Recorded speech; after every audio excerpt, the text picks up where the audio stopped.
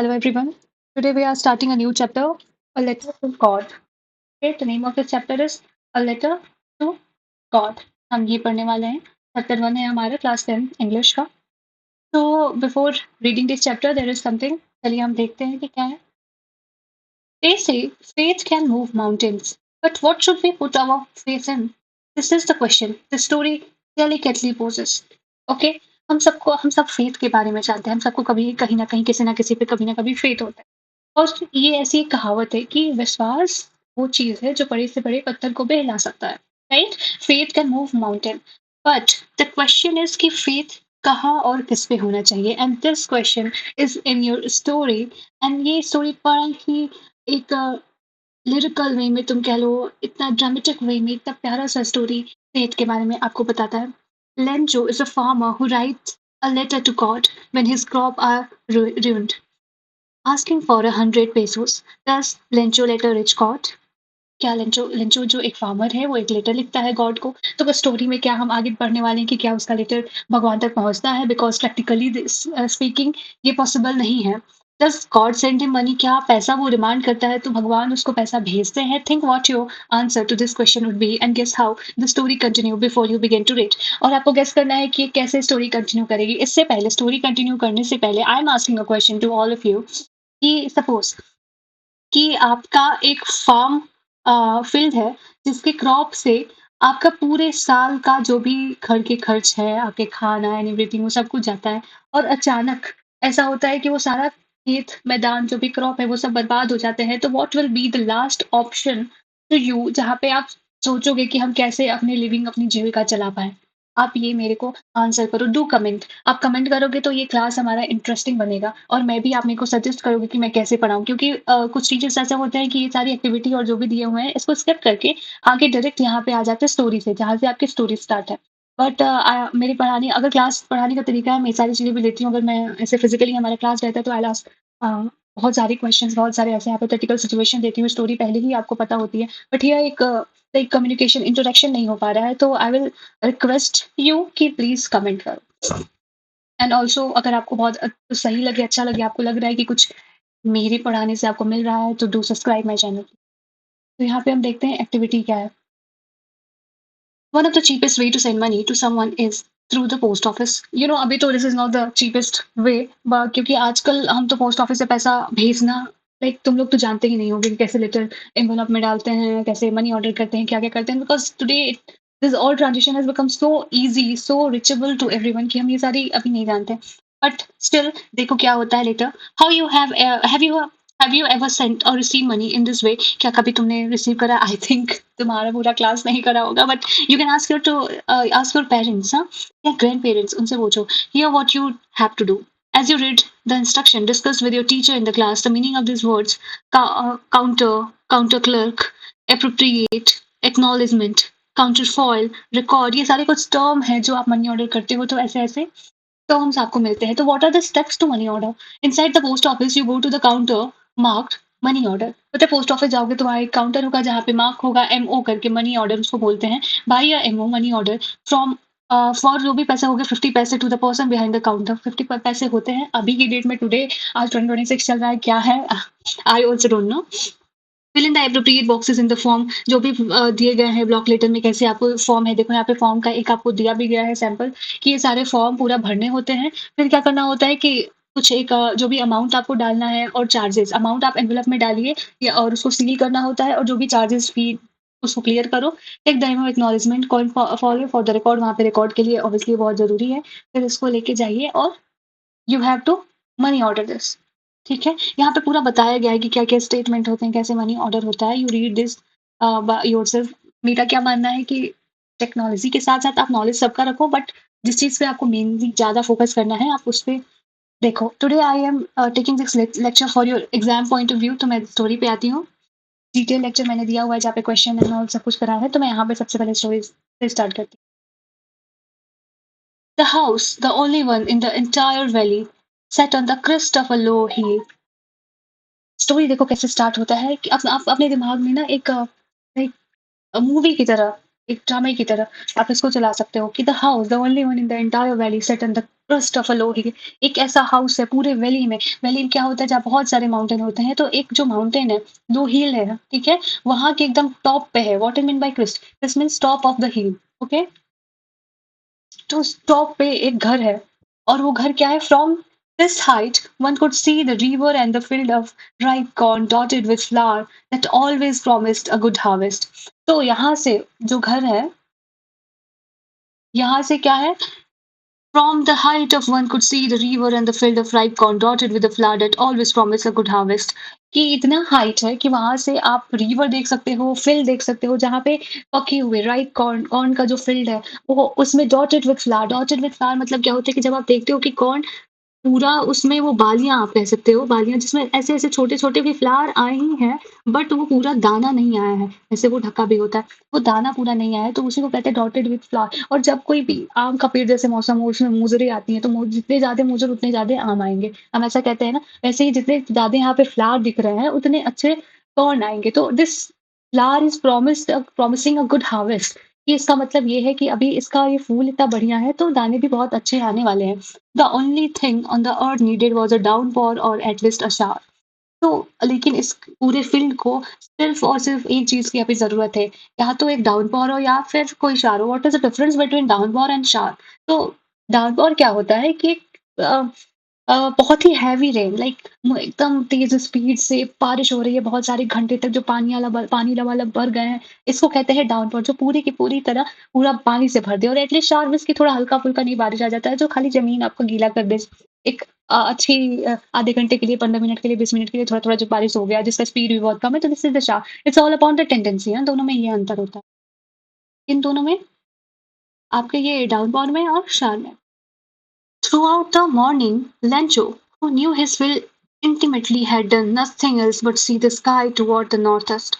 Throughout the morning, पूरे दिन से Lencho, who knew his field intimately, intimately का मतलब क्या होता है कि जो वेल नोन है, पूरी तरह परिचित है, आप कहो तो, ठीक है? जिसको पूरी नॉलेज है उस फील्ड के बारे में, चूँकि वो फील्ड लेंचो का है, लेंचो ने बहुत काम करा हुआ है उस फील्ड पे, तो उसको पूरा नॉलेज है कि क्या ज़रूरत है, क्या चाहिए फील्ड में, किस-किस चीज़ों की, तो उसको मालूम है। और वो क्या कर रहा है, सिर्फ़ और सिर्फ़ सुबह से कुछ नहीं किया है, वो खाली स्काई की ओर देख रहा है, बादलों की ओर देख रहा है, क्योंकि फील्ड को ज़रूरत है पानी की। Now we are now we are really going to get some water woman. अब लेंचो क्या बोलता है कि अब हम लोग फाइनली पानी हमें मिलेगा। वो बताता है कि बारिश होने वाली है। The woman who was preparing supper replied, "yes, God will." वो जो उसकी वाइफ़ है, वो सपर प्रिपेयर कर रही थी। What is supper? Supper is the last meal of your, supper means आप कह सकते हो last meal of your day, okay? Supper is last meal. अब लास्ट मील वो हेवी मील भी हो सकता है, या फिर छोटा-सा सूप या जो भी आप बनाते हो, उसको डिनर में जो भी आप खाते हो वो सपर हो सकता है। It doesn't mean dinner only, ठीक है? The older boys were working in the field, जो भी बड़े बच्चे हैं वो फील्ड में काम कर रहे थे, while the smaller one were playing near the house, और छोटे-छोटे घर के पास में खेल रहे थे, until the woman called to them, और जब तक कि उसकी माँ ने सबको बुलाई नहीं। कम ऑन फॉर डिनर, फिर बाद में क्या, लेंचो की वाइफ जो है, मदर सबको डिनर के लिए बुलाती है। It was during the meal that just Lencho had predicted, big drop of rain begin to fall, okay? तो जैसे ही डिनर के लिए सबको बुलाती है वो, बड़े-बड़े बारिश के बूंदें पड़ने लगती हैं, okay? In the northeast, huge mountains of cloud could be seen approaching। North east से बड़े क्लाउड्स जो है, बारिश वाले बादल हैं, वो आते हुए दिख रहे थे। बारिश के टाइम में जब तेज हवाएं चलती हैं, तो हवा के साथ जो बादल चलते हैं वो विजिबल होता है, वो आप देख सकते हो। तो वही रेंचो देख रहा था। The air was fresh and sweet. बारिश जब होने वाली होती है, उससे 5-10 मिनट पहले कहीं आपसे दूर बारिश हो रही है, तो एक ठंडी हवा आती है, जिसमें भीनी भीनी खुशबू होती है, मिट्टी की एक स्वीटनेस होती है। तो वो लेंचो को एहसास हो रहा था। The man went out for no other reason than to have the pleasure of feeling the rain on his body। और लेंचो क्या आता है, घर के बाहर आता है, और बाहर आने का रीज़न सिर्फ़ एक ही है कि वो पानी की बूँदें फ़ील करना चाहता था, और वो सिर्फ़ पानी की बूँदें नहीं थी, वो एक प्लेज़र था, वो एक एहसास था, जिसका इंतज़ार लेंचो इतने टाइम से कर रहा था। And when he returned he exclaimed, और जैसे ही वो फिर घर के अंदर आया, वो खुशी से बोला सबको, "these are not rain drop falling from the sky, they are new coins", कि ये सिर्फ़ पानी की बूँदें नहीं हैं, ये नए सिक्के हैं। इसका मतलब क्या है कि इस पानी की बूँदों से उसके कॉर्न फील्ड में अच्छे क्रॉप आएँगे, और फिर उसको सेल करके वो बहुत सारे पैसे लेगा। The big drops are 10 cent, and the little one are 5। तो वो ऐसे हंस के बोलता है कि जो बड़ी बड़ी बूंदे हैं वो 10 सेंट पीसेज हैं और जो छोटी बूंदे हैं वो 5 हैं। वो ऐसे अपने फैमिली के साथ खूब खुशी से exclaimed करके बोल रहा है। With a satisfied expression he regarded the field of ripe corn with its flower draped in a cotton of rain. और सेटिस्फाइड एक्सप्रेशन से उसको ऐसे लगता है कि ये सिर्फ जो draped in a cotton of rain, draped मतलब क्या है कि पूरी तरह कवर्ड, और कॉटन ऑफ रेन का मतलब कि बारिश के पर्दों से। ये एक मेटाफॉर है, ओके, जिससे क्या बोला गया है कि बारिश के पर्दों में लिपटे हुए ये फ्लावर जो दिख रहे हैं, कूल है, जो बड़े ही सैटिस्फाइड से एक्सप्रेशन से उसको देख रहा है, बोल रहा है, okay. But suddenly a strong wind begin to blow, और अचानक ही क्या होता है कि एक बड़ी तेज हवा बहनी स्टार्ट हो जाती है। Along with the heavy very large hailstone begin to fall, और उसके साथ साथ बहुत तेज बर्फबारी भी होने लगती है, वो पत्थर गिरने लगते हैं। बर्फबारी इज डिफरेंट, पत्थर वो बड़े बड़े गोल गोल पत्थर गिरने लगते हैं। This truly did resemble new silver coin. The boy, exposing himself to the rain, ran out to collect the frozen pits. क्या होता है, जो छोटे बच्चे हैं, वो जब वो हेलस्टोन आता है उसको देख के उनको लगता है कि ये तो सच में सिल्वर कॉइन है। ये व्हाइट-व्हाइट हेलस्टोन गिर रहे हैं, तो उनको लगता है कि सच में कॉइन की तरह सिल्वर कॉइन है ये। But it really getting bad, और लेकिन ये बुरा होने लगा और बुरा होने लगा, एक्सक्लेम्ड द मैन। लेंचो ने बोला कि बारिश हमें ज़रूरत थी, ये तो ठीक है, बट ये जो इतना तेज़ हेलस्टॉर्म होने लगा, और वो भी इतना तेज़, इतने बड़े-बड़े बूँदे, ये it's gonna be bad, bad for our crop and for us also. I have to pass this, it have to sorry I hope it passes quickly. और लेंचो बोलता है कि आई एम होपिंग कि ये जल्दी से चला जाए, बारिश हेलस्टॉर्म जो भी है ये जल्दी से पास हो जाए। It did not pass quickly, लेकिन जो वो सोच रहा था वैसा नहीं हुआ, हेलस्टोन पास नहीं हुआ जल्दी से। For an hour the hell rained on the house, the garden, the hillside, the cornfield and the whole valley। और पूरे के पूरे 1 घंटे के लिए वो पत्थर, hailstone पूरे आस-पास, पूरे वैली में, पूरे गार्डन में, पूरे कॉर्नफील्ड में, हिल में, हर जगह हुए। द फील्ड वाज़ व्हाइट, और इतना ज़्यादा हुआ कि द फील्ड वाज़ व्हाइट बोला गया है यहाँ पे कि पूरा का पूरा खेत बर्फ से भर गया, वो सफ़ेद दिख रहा था। As if covered with salt, और वो ऐसे लग रहा था जैसे कि नमक से, नमक का कलर भी व्हाइट होता है, तो यहाँ पे बोला गया है कि वो ऐसे लग रहा था कि पूरे फील्ड में नमक है। Not a leaf remain on the tree, और फिर ऐसी हालत हो गई थी कि किसी भी पौधों पर, किसी भी पेड़ पर एक भी पत्तियाँ नहीं बची थी। The corn was totally destroyed, और जो कॉर्न था, लेंचो का कॉर्न फील्ड था, वो पूरा का पूरा बर्बाद हो चुका था। The flowers were gone from the plant, और जो भी फ्लावर्स लगे हुए थे, वो सारे प्लांट से चले गए थे। वो सब डिस्ट्रॉय हो गए थे उस हेलस्टोन की वज़ह से। Lencho soul was filled with sadness, और लेंचो बहुत ही उदास हो गया। उसका मन, उसका पूरी आत्मा दुःख से, सैडनेस से भर गई थी। When the storm had passed, he stood in the middle of the field and said to his son, और जब ये storm खत्म हुआ, तूफान चली गई, तो वो अपने खेत के बीचों-बीच खड़ा होके अपने बेटे से कहता है, "The plague of lotus could have left more than this." The plague of lotus क्या sorry locust, yes, the plague of locust क्या होता है कि ये एक इंसेक्ट का झुंड होता है, जो कि आ जाते हैं खेतों में, और वो पूरे खेत को बर्बाद कर देते हैं। तो लेंचो उससे ये कहता है कि अगर लोकस्ट का वो प्लेग भी होता ना, तो वो भी कुछ छोड़ता अनाज पर, ये हेलस्टोन तो वो भी नहीं छोड़ा है। The hail has left nothing, ये कुछ भी नहीं छोड़ा है। This year we will have no corn, और इस साल हमारे खेत में हमारे पास कोई भी कॉर्न नहीं होने वाला, नहीं होगा। That night was a sorrowful one, और वो रात बड़ी ही उदास थी, बड़ी ही सैड थी। All our work for nothing, Lencho ने बहुत मेहनत किया था अपने फ़िल्म पर, और वो उसको ऐसा लगता है कि उसका सारा काम अब कुछ भी नहीं है। There there no one who can help us, will all go hungry this year, और उसको ऐसा लगता है कि अब कोई भी नहीं है जो उसकी मदद करेगा, हम सब तो इस साल भूखे मरने वाले हैं। इस स्टोरी से अभी तक हमको ये देखने को मिला कि लेंचो जो पूरे बहुत टाइम से बारिश का इंतज़ार कर रहा था, तो बारिश तो हुई, पर वो बारिश एक तूफ़ान में बदल जाती है, और सफ़ेद हेलस्टोन जो बर्फबारी होती है, वो बहुत ही ज़्यादा होती है। ऐसा कि लेंचो के खेत में कुछ भी नहीं बचता, और उसका वन एंड ओनली इनकम था, जहाँ से उसका ब्रेड एंड बटर आते थे, वो खराब हो जाते हैं, वो डिस्ट्रॉय हो जाते हैं, बर्बाद हो जाते हैं, और लेंचो अभी बहुत ही सैड है। उसको लगता है कि अब तो पूरे साल हम भूखे ही मरने वाले हैं। यहाँ पे कुछ क्वेश्चन्स दिए गए हैं, let's see. This is your oral comprehension. First is, what did Lencho hope for? Rain, obviously. Why did Lencho say the raindrop were like new coin? You have to answer, क्योंकि ये बहुत ही easy है. How did the rain change? Rain कैसे change हुआ? What happened to Lencho field? और Lencho के field में ऐसा क्या हुआ? तो rain change हो गया hailstone में, और पूरा का पूरा खेत, पूरा का पूरा field बर्बाद हो गया. What was Lencho feeling when the hail stopped? जब वो hailstone खत्म हुए, तूफान खत्म हुई, तो Lencho की feeling क्या थी? You have to answer me. क्या वो खुश था, वो सैड था, डिसअपॉइंटेड था, क्या था? Let's move. But the heart of all who lived in that solitary house in the middle of the valley, there was a single hope, help from God. अब बताता है कि वो एक हार्ट, वो लेंचो, वो उसकी फैमिली जो अकेले रहते थे वैली के बीचों बीच, उनके पास अब एक ही होप था, एक ही उसके पास आशा थी और वो आशा थी हेल्प फ्रॉम गॉड, कि अब भगवान उसकी हेल्प करेंगे। Don't be so upset even though this seems like a total loss, remember no one dies of hunger. वो क्या बोलता है, डोंट बी सो अपसेट, इतना उदास होने की जरूरत नहीं है। Even though this seems like a total loss, ये लगता है, दिख रहा है कि सब कुछ बर्बाद हो गया है, पर फिर भी कोई भी भूखे नहीं मरता। That what they say, no one dies of hunger, और यही कहावत है कि कोई भूखे नहीं मरता, ऐसा कहा गया है, कोई भूखे नहीं मरता, बट आई डोंट नो ये रियलिटी है कि नहीं, बिकॉज रिकॉर्ड से कुछ और कहते हैं। Although the night Lencho thought only of his one hope, फिर भी ये सब हजार तरीके के थॉट्स लेंचो के दिमाग में आ रहे हैं, पर पूरी रात वो सिर्फ और सिर्फ एक ही होप के बारे में सोचता रहा। और वो क्या होप था? द हेल्प ऑफ गॉड, सिर्फ और सिर्फ ईश्वर की मदद। Whose eyes, as he had been instructed, sees everything, even what is deep in one conscious. जो लेंचो को हमेशा से कहा गया था कि भगवान सब कुछ देखते हैं, वो भी देखते हैं जो किसी के कॉन्शियस में हो, जो दिखता नहीं है, जो किसी के मन के अंदर हो। Only one can see it, only one can watch it, and this God. Lencho was an ox of man, ox of man means very hard working, okay. So Lencho was an ox of man, walking like an animal in the field, but still he knew how to write. Lencho बहुत ही hard working था और अपने खेत में एक animal की तरह काम करता था, मतलब बहुत ही ज्यादा काम किया फुल डेडिकेशन से, लेकिन उसको लिखने आता था।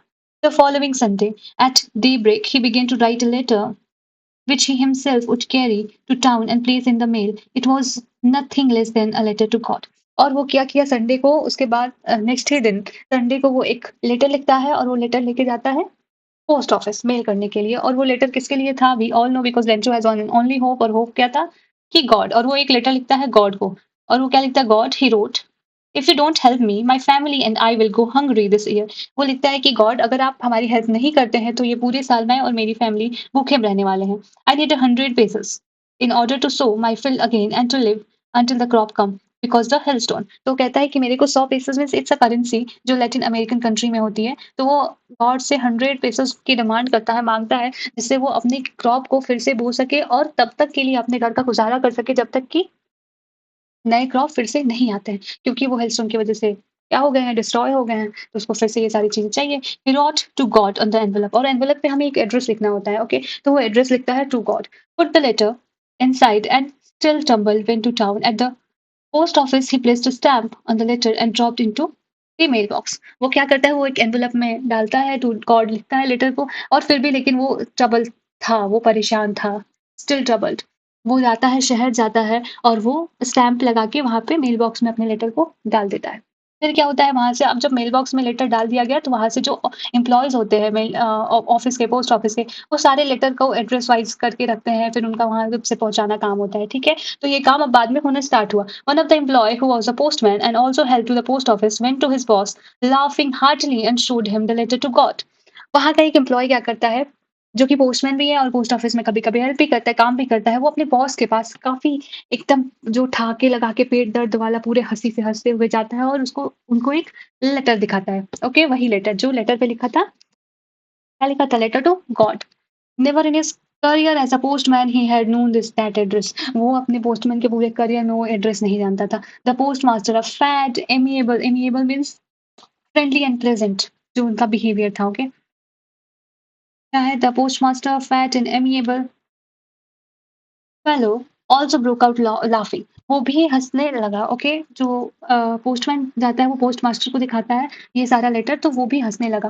But almost immediately he turn serious and tapping the later on his desk commented. वो क्या करता है, वो हंसते हंसते फिर अचानक सीरियस हो जाता है और लेटर को अपने डेस्क पे टैप करते हुए वो बोलता है, what faith, I wish I had the faith of man who wrote this letter. बोलता है क्या विश्वास है, क्या यकीन है, आई विश मैं भी ये फेथ कर रख पाता जो इस इंसान के पास है। Starting up a correspondence with God, इसका मतलब क्या होता है? Starting up a correspondence with God, it means कि it's an act of initiating a direct or you can say a two-way communication, written or exchange with the divine entity, means God. It's a communication to God. वो two-way communication जा रहा है, okay? So this is starting a correspondence with God. So in order not to shake the written faith in the God, the postmaster come up with an idea. और वो postmaster एक बहुत ही भला इंसान था, तो वो नहीं चाहता था कि लेंचो का विश्वास टूटे, तो उस विश्वास को बरकरार रखने के लिए वो एक आइडिया प्रपोज किया। The answer to answer the letter, तो वो चाहता था कि अब उस लेटर का हम रिप्लाई करें, हम आंसर करें। But when he opened it, it was evident that to answer it he needed something more than goodwill, ink and paper. तो जैसे ही वो एनवेलप खोला तो उसने देखा कि यहाँ पे आंसर करने के लिए सिर्फ इंक और पेपर की जरूरत और एक अच्छे दिल की जरूरत नहीं है, इससे ज्यादा कुछ की जरूरत है, क्योंकि लेंचो ने अपने लेटर में डिमांड करा था 100 पेसोस की। But he stuck to his resolution. अब उसको देखने के बाद फिर भी वो अपने डिसीजन पे क्या रहा, कमिटेड रहा। वो अपने रेजोल्यूशन को पूरा करना चाहता था। He ask for money from his employees, वो अपने एम्प्लॉयज से पैसे की मांग किया। He himself give part of his salary, उसने खुद अपने सैलरी के कुछ पार्ट दिए। And several friends of his were obliged to give something for an act of charity, तो उसने ये एक एक्ट ऑफ चैरिटी में उसके दोस्त, उसके एम्प्लॉय, वो खुद अपनी सैलरी सब इकट्ठा किए। But it was impossible for him together together the 100 pesos, लेकिन वो उसके लिए 100 पेसो टुगेदर करना इम्पॉसिबल था, because it was a big amount. So he was able to send the farmer only a little more than half. वो क्या किया, पर वो उसके पास वो चैरिटी और बाकी लोगों से लेके कितने हो पाए थे pesos, a little more than half, half से थोड़ा सा ज्यादा, लाइक वो 50 पेसेस से जाते ही थे। He put the money in an envelope addressed to Rancho and with it a letter containing only a single word as a signature God. और वो पैसे और लेटर में डाला और उसमें कुछ लिखा नहीं, उसमें एक सिग्नेचर था, सिंगल सिग्नेचर, और लिखा हुआ था गॉड। अब यहाँ पे आपका आता है कुछ oral comprehension. Who or what did Lencho have faith in? What did he do? Lencho को किस में फेथ था और वो क्या किया? आई थिंक इतना हम पढ़ लिए हैं कि हम बता सकते हैं। Who read the letter? Letter किसने पढ़ा? What did the postmaster do then? और वो लेटर पढ़ने के बाद पोस्टमास्टर ने क्या किया? Next. The following Sunday, Lencho come a bit earlier than usual to ask if there was a letter for him. अब संडे को लेंचो थोड़ा सा जल्दी ही आया और पोस्ट ऑफिस में पूछता है कि क्या कोई लेटर है उसके लिए। It was the postman himself who handed the letter to him, while the postmaster, experiencing the contentment of a man who has performed a good deed, looked on from his office. तो postman जो है वो उसको letter देता है, जबकि जो post master है जो इतना सारा काम कर रहा है उसके लिए, इतना इकट्ठा कर रहा है, वो अपना अच्छे काम का एक सेटिस्फेक्शन से देख रहे थे अपने ऑफिस में बैठ के ही। ओके, कंटेंटमेंट मीन्स होता है satisfaction. Lencho showed not the slightest surprise in seeing the money. Lencho को थोड़ा भी सरप्राइज नहीं था पैसा देख के, उसका फेथ ही इतना था, वो इतना कॉन्फिडेंट था गॉड को लेके कि वो उसके लेटर को एंटरटेन करेंगे, देखेंगे, रिप्लाई भी करेंगे। सच वॉज हिज कॉन्फिडेंस, उसका कॉन्फिडेंस इतना था। But he became angry when he counted the money, लेकिन जैसे ही वो मनी पैसे को काउंट किया वो बड़ा ही गुस्से में हो गया। God could have made a mistake, nor could he have denied. वो बोलता है God could not have made a mistake, भगवान तो कोई मिस्टेक कर ही नहीं सकते हैं। Nor could he have denied Lencho what he had requested, और ना ही वो डिनाई कर सकते हैं लेंचो जो भी रिक्वेस्ट करा है। वो लेंचो के दिमाग में ऐसे ही था। इमीडिएटली क्या करता है Lencho, immediately Lencho went up to the window to ask for a paper and ink. जाता है वो ऑफिस में विंडो के और एक पेपर और एक इंक मांगता है। On the public writing table he started to write with much twinkling of his brow caused by the effort he had to make to express his ideas. तो वो क्या करता है, वो पब्लिक प्लेस पे, पब्लिक टेबल पे जाके वो कुछ लिखने लगता है, वो लिखना स्टार्ट कर देता है। Twinkling of his bro means क्या होता है कि अपनी भाव में ऊपर करके सिकड़ा के गुस्से में कुछ ऐसे वो लिख रहा है। When he finished, he went to the window to buy a stamp which he licked and then affixed to the envelope with the blow of his fist. तो वो जैसे कैसे हम अपने कुछ चिपकाते हैं तो गम लगा के और एक मुक्के से मार देते हैं, फिस्ट से मार देते हैं, तो सेम वैसे ही एनवेलप को वो बंद करा और फिर से उसको मेल कर दिया। The moment the letter fell into the mail box, the postmaster went to open it, और जैसे ही मेल बॉक्स में वो लेटर गया, पोस्टमास्टर आया और उसको खोला। It said, God, of the money that I asked for, only 70 pesos reached me. वो बोलता है कि भगवान से बोलता है कि जो भी मैंने मनी मांगा था उसमें से सिर्फ 70 पैसेज ही मेरे को मिले हैं। सेंट मी द रेस्ट, मुझे बाकी के पैसे भेजिए। Since I need it very much, जैसे कि उसकी मुझे बहुत ही ज्यादा जरूरत है। But don't send it to me through the mail. और वो गॉड को बोलता है कि ये मेल से मेरे को मत भेजिए, because the post office employ are a bunch of crook. Lencho तो वो क्या बताता है कि जो भी पैसे आप भेज रहे हैं, इस बार आप मेल से मत भेजिए, डायरेक्टली मेरे को भेजिए because the post office employee जो भी एम्प्लॉयी है पोस्ट ऑफिस में, वो क्या है? Bunch of crook. Bunch of crook मतलब क्या है? बेईमान, धोखेबाज, ठगों का समूह, डिसऑनेस्ट पर्सन, ठीक है? तो वो सब रेंचो को लगता है कि वो सब इसके पैसे चुरा लिए हैं। डिसऑनेस्ट पर्सन है। तो उसको गॉड पे तो फेथ है, आयरनी देखो उसको गॉड पे फेथ है, पर उसको पोस्ट मास्टर पे फेथ नहीं है। And Lencho was the man who received help from the post master and post office employee. सब लोगों ने उसकी हेल्प करी but instead of thanking them he accuses them of stealing part of the money. वो उसी पे blame कर दिया कि भगवान ने जो पैसे भेजे हैं वो पोस्ट ऑफिस के एम्प्लॉयी ने ही ले लिया है। This is like irony, right? So you can write this like the biggest irony in the story is that Lencho called the post office employee a bunch of crook for stealing 30 pesos, whereas they were the very people who had genuinely collected and sent him the money, right? So this was the story about the letter to God. And we will continue the question answer important question जो कि 100% आने वाले exam में long और short सारे if you comment I will provide you important question and also हम ये भी देखेंगे एनसीईआरटी के एंड आंसर भी हम करेंगे so do comment and please subscribe because this is the only way जहाँ से मेरे को मिलेगा कि कुछ वर्थ आपको मिल रहा है this videos are worth it for you. So thank you for today. We will continue in next lecture.